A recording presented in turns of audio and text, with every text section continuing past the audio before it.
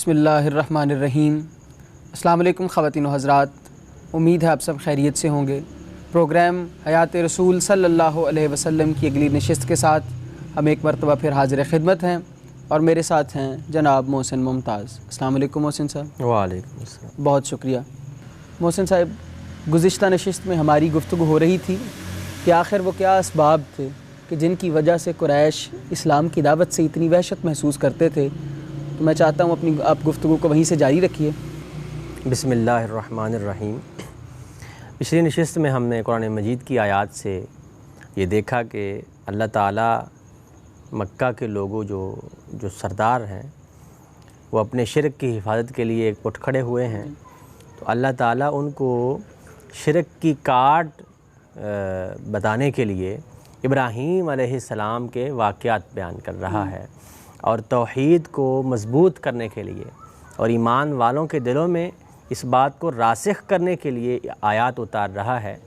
تو اس وجہ سے جب وہ ان کے عقیدے پر ضد پڑتی تو آگ بگولا ہوتے، اور ان کے جو مفادات تھے اور پورا وہ سیاسی نظام ہے وہ زمین بوس ہو جائے گا اگر وہ مان لیتے۔ جی، اس کو ضد پڑتی، اور ظاہر ہے کہ اگر وہ اس بات کو مان لیں جو اللہ کے نبی صلی اللہ علیہ وسلم پیش فرما رہے ہیں، تو ان کا یہ سارا سیاسی نظام بھی ختم ہو جاتا ہے، صرف عقیدہ ہی درست نہیں ہوتا۔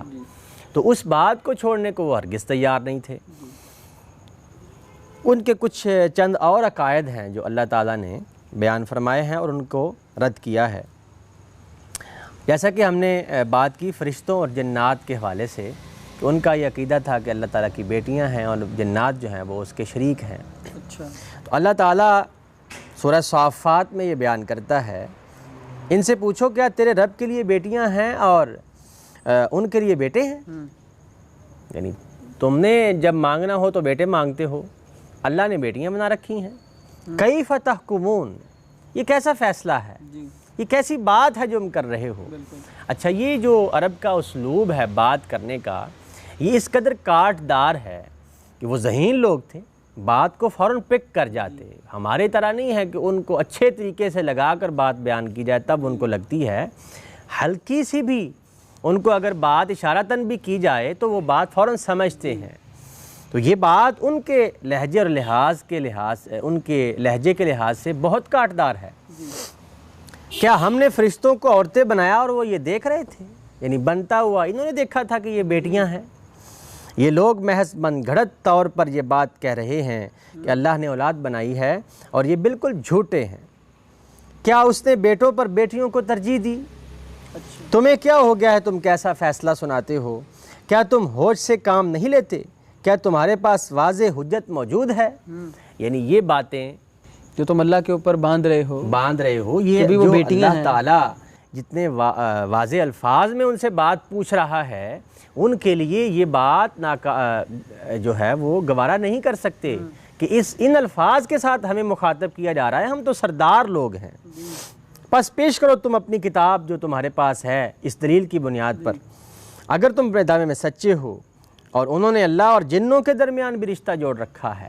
پہلے تو فرشتے تھے، اب جنات ہیں، اور جنوں کو خوب پتہ ہے کہ وہ عذاب میں جھونکے جائیں گے۔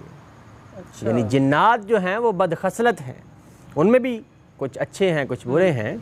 تو اللہ تعالیٰ ان کی بات بیان کر رہا ہے کہ یعنی ان کے ساتھ بھی رشتہ داریاں جوڑ رہے ہیں، کہ اللہ تعالیٰ کے ساتھ ان کا شریک ٹھہرا رہے ہیں، شریک بنا رہے ہیں۔ تو شریک بنایا ہوا ہے، اگر وہ ایسے ہیں تو اللہ تعالیٰ ان کو عذاب میں گرفتار کیوں کرے گا؟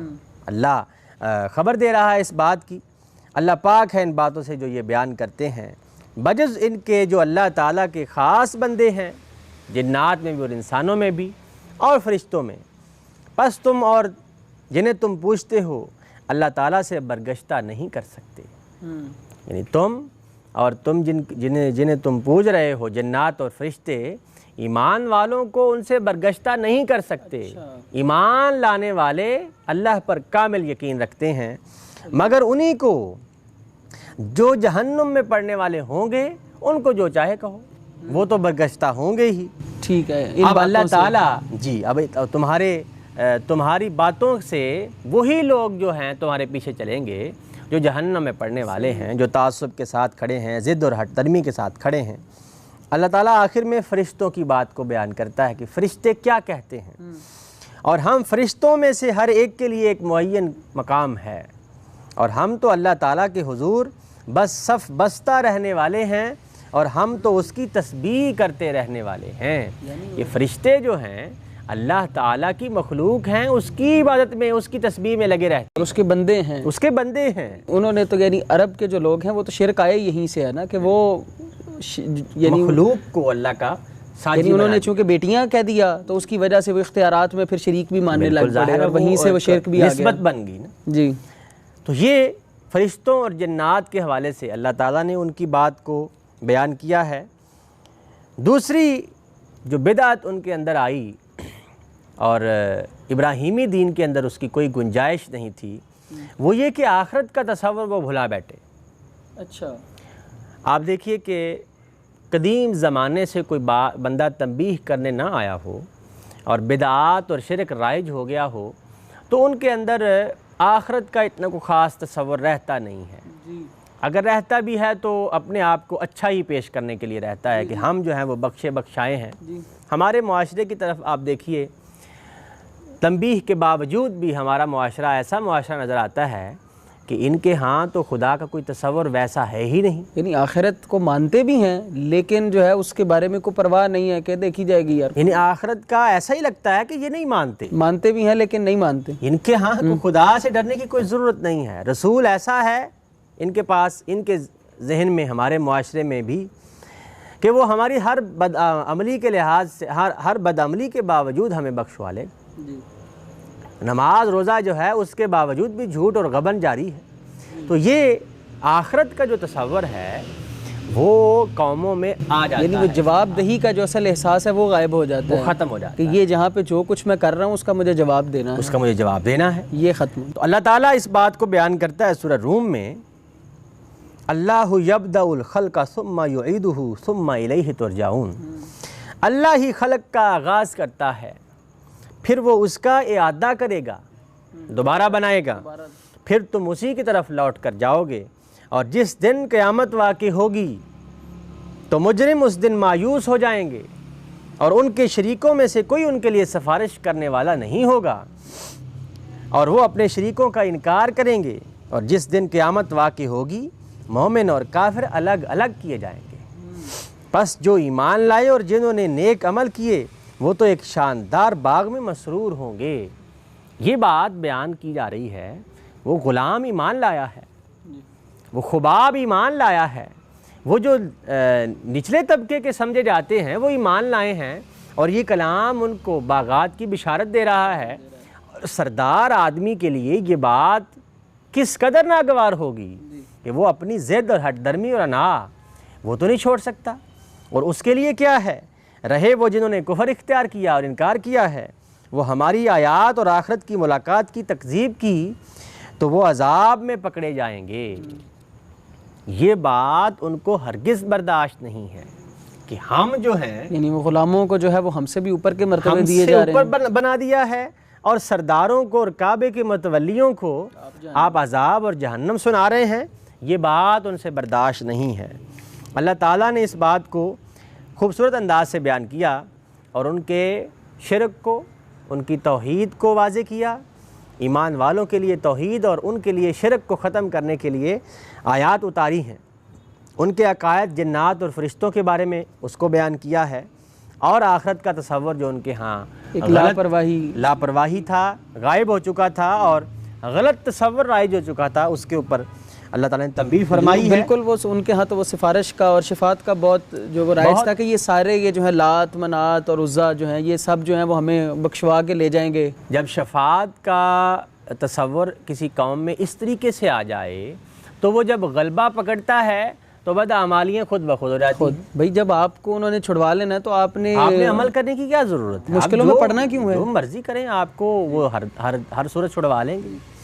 یعنی جو اچھا یہ نیکی کا راستہ ہے اس کو تو اللہ تعالیٰ کہہ رہے ہیں نا گھاٹی ہے، تو وہ مشکل چڑھائی ہے، اس پر کیوں چڑھنا ہے آپ نے؟ اگر آپ کو جو ہے وہ کسی نے ایسے ہی یہ تصور جو ہے یہ قوموں میں آ جاتا ہے جو کتاب والے ہوتے ہیں۔ آپ دیکھیے اہل کتاب میں بھی یہ تصور آیا۔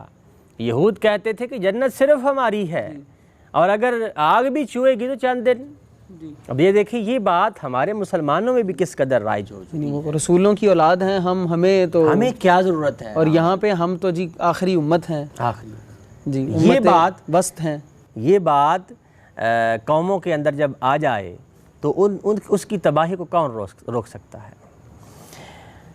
اگلی بات جو اللہ تعالیٰ نے ان کے رد میں کی ہے اور ان کو تنبیہ کی ہے، ان کی ہٹ درمیوں کے باوجود ان کو تنبیہ کی ہے، وہ ہے کہ انہوں نے احکام اور آداب حج کے اندر بدعات داخل کر لی۔ جو ابراہیم علیہ السلام سے چلا آ رہا حج ہے، اس کے اندر سب سے پہلی بدعت شرک کی بدعت ہے۔ یعنی یہ جو کعبۃ اللہ ہے، یہ حرم مکی ہے، یہاں پر پاکیزگی ہونی چاہیے تھی، خالص اللہ کو پکارا جائے، خالص اللہ ہی کی عبادت کی جائے۔ اس میں یہ درایا ہے کہ وہ شرک لے آئے ہیں، بت پرستی لے آئے ہیں، اور بدترین بت پرستی ہے وہاں پر جو ہو رہی ہے۔ اللہ تعالیٰ نے سورہ حج میں اس بات کو بیان کیا کہ یہ ابراہیم علیہ السلام کے دین پر ہرگز نہیں ہو سکتا، اس کو پاک رکھنے کا حکم دیا گیا تھا، تم یہاں نجاست لے آؤ شرک کی۔ تو یہ بات احکام حج کے حوالے یعنی یہ تو خدائے واحد کی جو ہے وہ عبادت کے لیے لوگوں کو یہاں آنا تھا، اس کا گھر تھا، اس کی زیارت کے لیے، اس کی گواہی کے لیے تھی، تو تم نے اسی میں شرک داخل کر لیا ہے۔ یہ بات اللہ تعالیٰ کو ہرگز برداشت نہیں ہے۔ پھر ایک اور بدعت انہوں نے یہاں پر حج میں داخل کی کہ عریاں طواف ہوتا، اچھا، تو اس کو وہ عبادت سمجھتے۔ ان کے ذہن میں تھا کہ یہ میل کچیل ہے، ہمارے ہاں بھی بعض لوگوں میں یہ اس کو بھی علائشیں سمجھا جاتا ہے نا، یعنی یہ جسم کی علائشیں ہیں، اس سے پاک ہو کر ہی آپ کو حج کرنا ہے، منازل طے ہو گئی ہیں، منازل طے ہونے ہیں۔ تو یہ جو بات ہے یہ ان میں بھی تھی۔ اچھا، ان کا ذکر اللہ تعالیٰ نے سورہ اعراف میں یوں فرمایا ہے، وَإِذَا فَعَلُوا فَاحِشَةً، اور جب یہ لوگ سنگین بے حیائی کا ارتکاب کرتے ہیں، یہ سنگین بے حیائی ہے، تو کہتے ہیں ہم نے اسی طریق پر اپنے باپ دادا کو پایا ہے۔ جو لوگ دین کو درست طریقے پر قائم نہیں رکھے ہوئے ہوتے اور کوئی بندہ ان کو تنبیہ کرتا ہے تو ایک ہی بات ہوتی ہے، وہ کیا ہوتی ہے؟ ہمارے باپ دادا ایسے کرتے تھے، ہمارے بزرگ یہ طریقہ اختیار کیے ہوئے تھے، تو جو تم دین سنا رہے ہو، تم کلام الہی سنا رہے ہو، تم زیادہ جانتے ہو۔ یہ وہ بین ہی وہی بات ہے۔ وہ کیا ہے؟ تو جب یہ کام کر رہے ہوتے ہیں طواف کا عریانی میں، تو کہتے ہیں ہم نے اپنے باپ دادا کو ایسے ہی پایا ہے، اور اللہ تعالیٰ نے ہمیں اسی کا حکم دیا ہوا ہے۔ یعنی یہ بات بہتان بھی اللہ پر باندھتے کہ یہ کام اللہ کا حکم ہے۔ کہہ دو اللہ کبھی بے حیائی کا حکم دے ہی نہیں سکتا۔ قل ان اللہ لا یأمر بالفحشاء، یہ کبھی بھی نہیں ہو سکتا کہ جو تم نے حج کے اور عمرے کے اندر یہ بدعات داخل کی ہوئی ہیں یہ اللہ کا حکم ہو۔ اتقولون علی اللہ ما لا تعلمون، کیا تم لوگ اللہ پر وہ تہمت جوڑتے ہو جس کے باب میں تمہیں کچھ علم نہیں ہے، جس کا کوئی علم نہیں ہے، بغیر دلیل کے، بغیر بات یعنی کے۔ اصل دلیل تو وہی ہے کہ انہوں نے اپنے بڑوں کو کرتے ہوئے دیکھا ہے، یہ دلیل ہے، اور ان سے ہی سنا ہے کہ اللہ نے کہا۔ اور جب ان کو سنایا جا رہا ہے کہ یہ بات بے حیائی کی ہے، فحاشی ہے، تو اس طرف نہیں آتے۔ یہ بات اللہ تعالیٰ نے جب بیان کی تو اس کے بعد سورہ اعراف میں دوبارہ پھر بیان کیا، اے بنی آدم، ہر مسجد کی حاضری کے وقت اپنے لباس پہنو اور کھاؤ پیو، لباس پہن کر آؤ۔ حرم مکی میں آنا ہے، مسجد حرام میں آنا ہے، تب بھی زینت اختیار کر کے آؤ اور کھاؤ پیو، اسراف نہ کرو۔ اللہ تعالیٰ اسراف کرنے والوں کو پسند نہیں کرتا۔ پوچھو کس نے حرام ٹھہرایا ہے اللہ تعالیٰ کی زینت کو جو اس نے اپنے بندوں کے لیے پیدا کی ہے؟ تم نے طواف کے لیے لباس پہننا حرام ٹھہرایا ہوا ہے۔ یعنی اس کو علائش سمجھ رہے ہو، یہ تو اللہ کی، یعنی اگر جائز طریقے سے آپ پہن رہے ہیں تو یہ تو اللہ کی نعمت ہے، زینت ہے۔ کس نے حرام ٹھہرا لیا ہے؟ کہاں سے نکال لیا ہے؟ یہ تو اللہ تعالیٰ نے ایمان والوں کے لیے پیدا کی تھیں۔ کہہ دو کہ وہ دنیا کی زندگی میں بھی ایمان والوں کے لیے ہیں، اور آخرت میں تو وہ خاص کر انہی کے لیے ہوں گی۔ اسی طرح ہم اپنی آیات کی تفصیل کر رہے ہیں ان لوگوں کے لیے جو جاننا چاہتے ہیں۔ یہ حج اور عمرہ کے اندر جو بدعات تھیں اللہ تعالیٰ نے ان پر بھی اس کو تنبیہ کی ہے ان کو، اور یہ بات ان کو ہرگز برداشت نہیں ہے۔ کہ آپ جو ہیں ہمارے ہر کام کو روک رہے ہیں، پورے کا پورا دین ہی ہلا دیا ہے۔ حج کے ساتھ تو پوری معیشت جڑی ہے نا مکے کی، وہ پورا سال یعنی سیزن ان کا ہے، سمجھ پوری معیشت جڑی ہوئی ہے، اور لوگوں کو اس طرف مائل کرنا کہ ہم غلطی پر تھے اور یہ جو ہیں وہ درست بات کہہ رہے ہیں، یہ بات ان کے لیے کوئی آسان کام ہے؟ انہیں یہی ہے کہ سرداری نکل کے یہاں چلی جائے گی، ہمارے پاس تو نہیں رہے گی، بالکل ختم ہو جائے گی اور آخری درجے میں ختم ہو جائے گی۔ ایک اور بدعت انہوں نے جو دین میں جاری کی وہ یہ کہ حلال و حرام کا ایک نیا تصور۔ ہمارے ہاں بھی آپ دیکھیے کہ کھانے پینے کے لحاظ سے کچھ چیزیں حلال و حرام اپنے طرف سے ٹھہرایا ہوتا ہے۔ وہ کیا تھا کہ وہ اللہ کا نام لیتے جانوروں پر تب بھی نہیں کھاتے، اور کچھ ایسے جانور ہوتے جو انہوں نے بتوں کے نام پر چھوڑے ہوتے، ان کو ہاتھ بھی نہیں لگاتے، ان پر سواری نہیں کرتے، ان کو حرام سمجھا جاتا، اور کچھ جانور ایسے ہوتے کہ ان پر اللہ کا نام ہی نہ لیتے۔ تو یہ ان میں جو ہے وہ بدعات داخل ہو گئی تھیں۔ سورہ انعام میں اللہ تعالیٰ نے فرمایا ہے پس تم کھاؤ ان چیزوں میں سے جن پر اللہ تعالیٰ کا نام لیا گیا ہو۔ قرآن مجید کا یہ طریقہ ہے کہ وہ جواب لکھتا ہے، وہ جواب عرض کرتا ہے، وہ جواب آپ کو بیان کرتا ہے، لیکن سوال آپ اس میں سے خود نکالتے ہیں۔ یعنی میں یہ جو اس سے سمجھا ہوں یہ ہے کہ یعنی شریعت وہ خود سے بنا رہے ہیں، یعنی اللہ کا حکم یعنی حکم تو اصل حلال و حرام تو وہی ہے جو اللہ بتا دے، تو یہ خود جو ہے وہ اپنے بتوں کے نام پہ کسی کو حلال کر رہے ہیں، کسی کو حرام کر رہے ہیں۔ شریعت سازی جو ہے یہ حرام ہے دین کے اندر۔ اللہ تعالیٰ پہلے ہی بیان کر چکا ہے کہ تم اللہ پر وہ بات کہتے ہو جو تمہیں معلوم نہیں ہے، جو اللہ نے نہیں کہی وہ نہیں کہنی۔ حلال اور حرام متعین طور پر بیان کر دیا گیا ہے، اس میں نہ اضافہ ہے نہ کمی ہے، اور یہ اپنے پاس سے آپ حلال حرام نہیں کر سکتے۔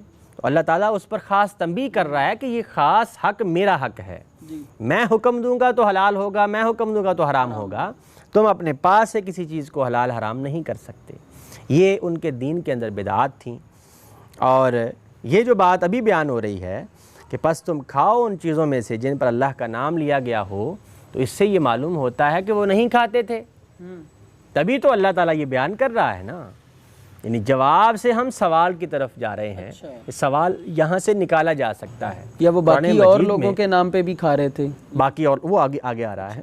تو باقی جو میں اس میں نقطہ پیدا کرنا چاہ رہا ہوں وہ یہ ہے کہ قرآن مجید کا یہ اسلوب ہے کہ وہ بات کرتا ہے تو جواب دے دیتا ہے، سوال نہیں جو ہے وہ بیان کر دیتا۔ تو سوال آپ خود اس جواب سے نکالتے ہیں۔ اس کا کیا مطلب ہے کہ پس تم کھاؤ ان چیزوں میں سے جن پر اللہ کا نام لیا گیا ہو، اس کا مطلب ہے کہ وہ نہیں کھاتے۔ اگر تم اس کی آیات پر ایمان رکھنے والے ہو، اور تم کیوں نہ کھاؤ ان چیزوں میں سے جن پر اللہ کا نام لیا گیا ہو، جبکہ اس نے وہ چیزیں تم پر حرام ٹھہرائی ہیں، تفصیل سے بیان کر دی ہیں، جو اس نے تم پر حرام ٹھہرائی ہیں وہ تمہارے لیے تفصیل سے بیان کر دی گئی۔ تم اپنی طرف سے کیوں حرام کر رہے ہو؟ اپنی طرف سے کیوں حرام کر رہے ہو؟ اور بے شک بہت سے ایسے ہیں جو لوگوں کو کسی علم کے بغیر اپنی بدعات کے ذریعے سے گمراہ کر رہے ہیں۔ یہ باب بھی چونکہ ابراہیم علیہ السلام کے دین میں یہ بات آ گئی تھی کہ وہ اپنے طرف سے حلال حرام چیزوں کو ٹھہرا رہے تھے، کچھ جانوروں کو اپنی مرضی سے حرام ٹھہرا رہے تھے، اپنی مرضی سے حلال ٹھہرا رہے تھے، بلکہ بعض اوقات یہ ہوتا کہ بتوں کے نام پر اور اللہ کے نام پر الگ الگ حصے مقرر ہوتے، تو جو حصہ اللہ کی طرف مقرر ہوتا وہ تو نکال دیتے، جو بتوں کی طرف ہوتا بعض اوقات وہ نکالتے، بعض اوقات ایسا ہوتا کہ اللہ کے لیے پیسے نہیں ہیں نکالنے کے لیے تو اس کو چھوڑ دیتے، لیکن بتوں والا لازمی نکالتے، اور بعض اوقات اللہ کے لیے دینے کے لیے تو پیسے ہوتے، بتوں کے نام پر نہیں ہیں تو وہ ادھر سے ادھر منتقل کر دیتے۔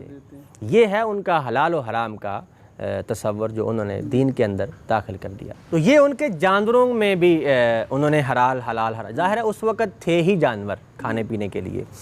اللہ تعالیٰ نے اس بات کو سورہ انعام میں دوبارہ پھر بیان کیا ہے، اور کہتے ہیں فلاں فلاں چوپائے اور فلاں فلاں کھیتی منع ہے، نہیں کھا سکتے، انہیں نہیں کھا سکتے مگر وہی جنہیں ہم چاہیں اپنے گمان کے مطابق، اور کچھ چوپائے ہیں جن کی پیٹھیں حرام ٹھہرائی گئی ہیں، یعنی ان کے اوپر سواری نہیں کرنی، اور کچھ چوپائے ہیں جن پر اللہ کا نام نہیں لیتے، محض اللہ پر افطراء کے طور پر، اس پر اللہ کا نام لے کے ذبح نہیں کرنا یا نام ہی نہیں لینا۔ اللہ تعالیٰ ان قریب انہیں اس افتراء کا بدلہ دے گا۔ یعنی یہ جو سب کچھ کر رہے ہیں وہ یہ کہہ کے کر رہے ہیں کہ یہ اللہ کا حکم ہے۔ اللہ کا حکم ہے۔ اس سے یہ بھی معلوم ہوا کہ ہمارے ہاں جو یہ حرام ہے یہ حلال ہے فوراً بغیر دلیل کے کہا جاتا ہے اور سختی کی جاتی ہے، اللہ تعالیٰ اس پر پوچھ کرے گا۔ یہ نہیں ہے کہ آپ جس چیز کو چاہیں حرام ٹھہرا لیں، جس چیز کو چاہیں حلال ٹھہرا لیں۔ اللہ کی شریعت جو ہے متعین ہے، وہ کبھی نہیں بدل سکتی۔ اس کے اطلاقات آگے ہیں، وہ آپ اپنی طرف سے دیکھ لیں، لیکن شریعت جو ہے یہ شریعت بیان کر رہے تھے۔ اور ابراہیم علیہ السلام کے دین میں انہوں نے یہ بات جو بدعات کے طور پر جاری کی ہوئی تھی، اللہ نے اس پر بھی تنبیہ کی ہے۔ اس سے ہمیں یہ بھی سبق ملتا ہے کہ ہم اپنی طرف سے کوئی دین سازی نہیں کر سکتے ہیں۔ بہت شکریہ محسن صاحب۔ خواتین و حضرات، آج کی اس نشست میں ہم نے ان تمام اسباب کے اوپر گفتگو کی جن کی وجہ سے قریش اسلام سے وحشت محسوس کرتے تھے۔ اپنی گفتگو کے سلسلے کو اگلی نشست میں یہیں سے جاری رکھیں گے۔ ہمیں اجازت دیجیے۔ اللہ حافظ۔